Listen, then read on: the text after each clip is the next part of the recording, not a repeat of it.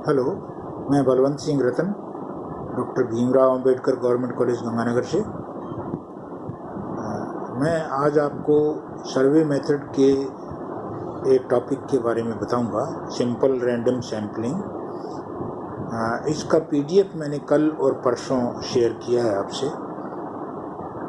Simple random sampling दरअसल में वह सैम्पलिंग का मेथड होता है जिसमें हम समग्र की सभी इकाइयों को समान प्रायिकता देते हुए सैंपल के लिए चुनते हैं। सिंपल रैंडम सैम्पलिंग की सीधी सादी परिभाषा है कि समग्र की सभी इकाइयां सैंपल में चुने जाने की समान प्रायिकता रखें और स्वतंत्र प्रायिकता रखें। दो चीज़ें उसमें हैं, number 1 equal probability, number 2 independent probability. Equal probability का मतलब है कि हम कोई ऐसा तरीका अपनाएं, कोई लॉटरी या रैंडम नंबर टेबल का मेथड, कोई ऐसा तरीका अपनाएं कि सभी इकाइयों के सैंपल में चुने जाने की समान संभावना हो।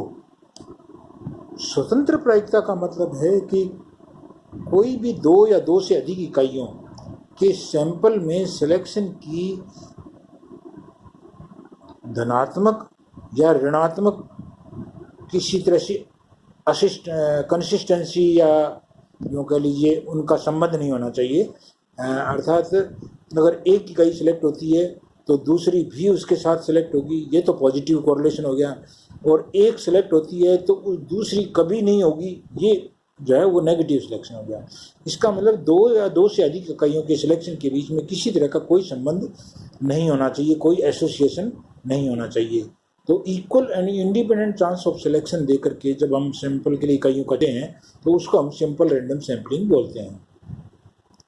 सिंपल रैंडम सैम्पलिंग दो प्रकार से अपनाई जा सकती है।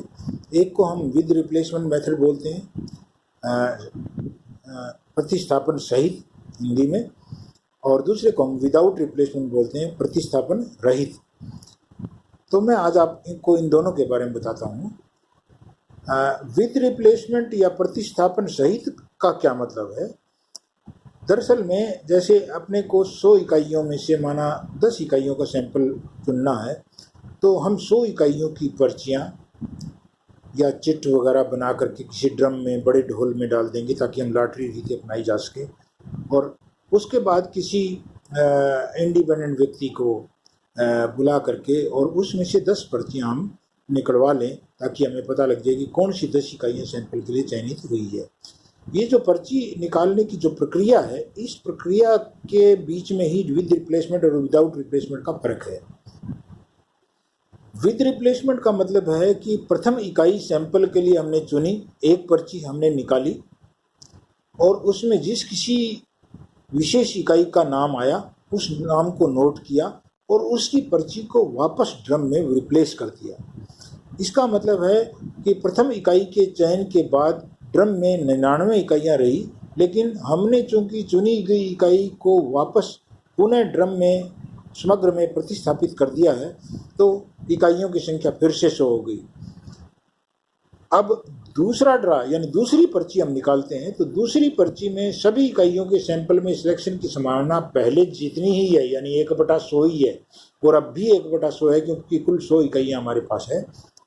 दूसरी इकाई के सिलेक्शन के वक्त सभी इकाइयों के सैंपल में सिलेक्शन की संभावना है, यानी उस इकाई के भी सैंपल में सिलेक्शन की संभावना है जो प्रथम ड्रा में सिलेक्ट हो चुकी है, और उसके अलावा अन्य इकाइयों के सैंपल में सिलेक्शन की भी उतनी ही संभावना है जो प्रथम ड्रा में सिलेक्ट नहीं हुई है।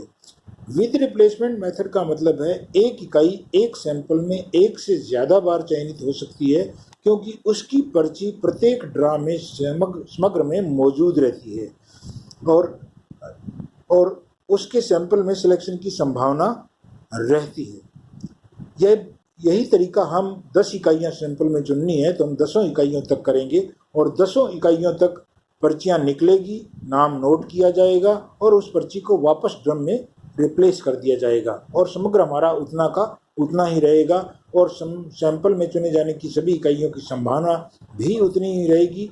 उन इकाइयों के सैंपल में चुने जाने की भी संभावना रहेगी जो सैंपल में ऑलरेडी सिलेक्ट हो चुकी हैं और जो जिनका सिलेक्शन नहीं हुआ है उनके भी सैंपल में चुने जाने की वही संभावना होगी।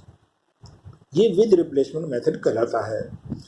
विद रिप्लेसमेंट मेथड से यदि हम सैंपल चुने, जैसे 100 इकाइयों का हमारा समग्र है और उससे जो है हम 2 इकाइयों का सैंपल चुनते हैं या 2, तो कुल सैंपल्स की संख्या, सभी संभावित सैंपल्स की संख्या वो कैपिटल N की पावर स्मॉल n से निकलती है, यानी 100 की पावर 2। तो 100 की पावर 2 यानी 100 गुणा 100 10,000 सैंपल जो है वो उसमें हो जाएंगे। ये WR मेथड के बारे में। मैं आपको WR मेथड के बारे में और भी बताऊंगा, फिलहाल इतना ही। दूसरा जो मेथड है उसको हम WTR मेथड बोलते हैं।